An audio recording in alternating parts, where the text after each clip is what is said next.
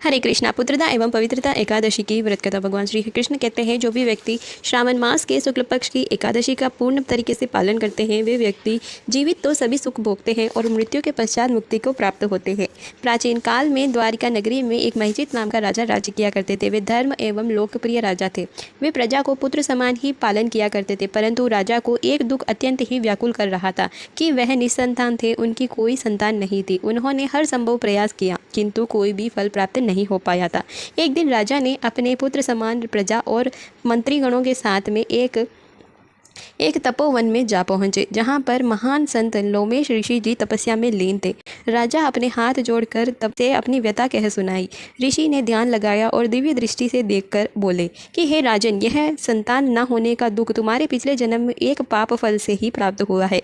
पूर्व जन्म में आपने एक प्यासी गाय को पानी पीने से वंचित कर दिया था। उसी का दंड आपको इस जन्म में इस प्रकार मिल रहा है। राजा ने हाथ जोड़े और पूछा कि अब आप मुझे बताइए कि मैं क्या कर सकता हूँ। लोमेश ऋषि जी ने उत्तर देते हुए कहा कि श्रावण मास में शुक्ल पक्ष में आने वाली पुत्रदा एकादशी का परिपूर्ण से पालन करें। आप और आपकी प्रजा मिलकर भगवान श्री हरि विष्णु जी की आराधना करें तो आप इस पाप से मुक्त हो सकते हैं। राजा व प्रजा घर लौटे और सभी को आदेश दे दिया गया। पुत्रदा एकादशी का परिपूर्ण पालन हुआ। भजन, कीर्तन, ध्यान, नाम जप इत्यादि से उपवास से वातावरण एकदम शुद्ध हो चुका था।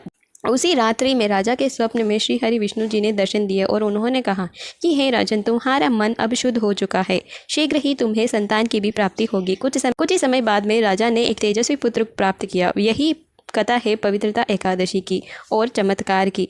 तभी से इस एकादशी की महिमा और बढ़ चुकी है। हमारा मानव जीवन अत्यंत ही अनमोल है। यह केवल खाने पीने या फिर परिवार का पालन करने के लिए नहीं मिला है।